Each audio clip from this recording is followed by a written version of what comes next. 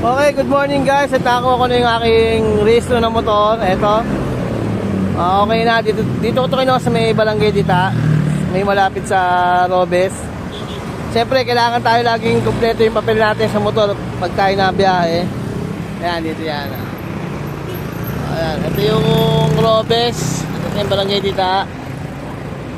Then ito na yung papuntang Balibago.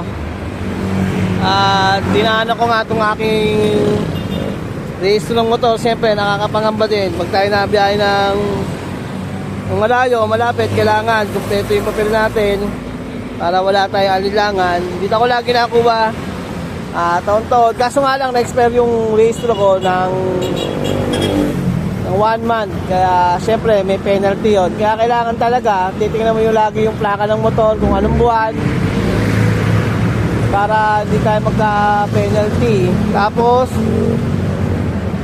siyempre safe travel tayo habang tayo nagpapatakbo ng motor.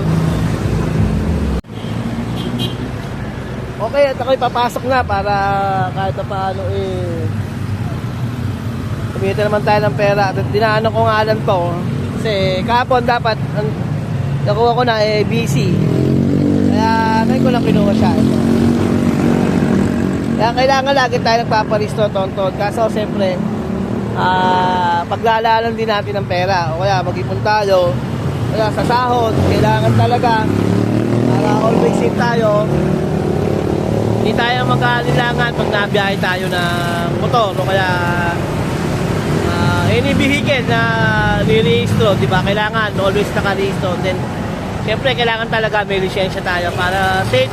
At lalo ngayong magbobotohan, alam nyo naman maraming checkpoint, mga gun bag, kaya kailangan lagi tayong may rehistro ng motor at lagi tayong may dalang lisensya. Wag natin kakalimutan nga yung lisensya. Kasi yung lisensya ko always nasa motor ko lang. Doon ko lang siya nilalagay. Kasi pag may dalang motor, wala na ako alilangan kung baka nandun lang yung motor. Mapakita ko sa inyo yung lisensya ko nasa box, nasa motor ko. So ito yung ano guys,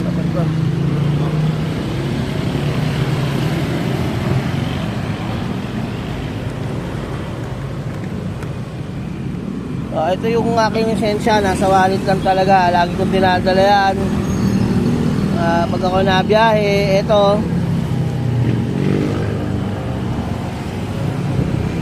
siya, yan o. Ayan o.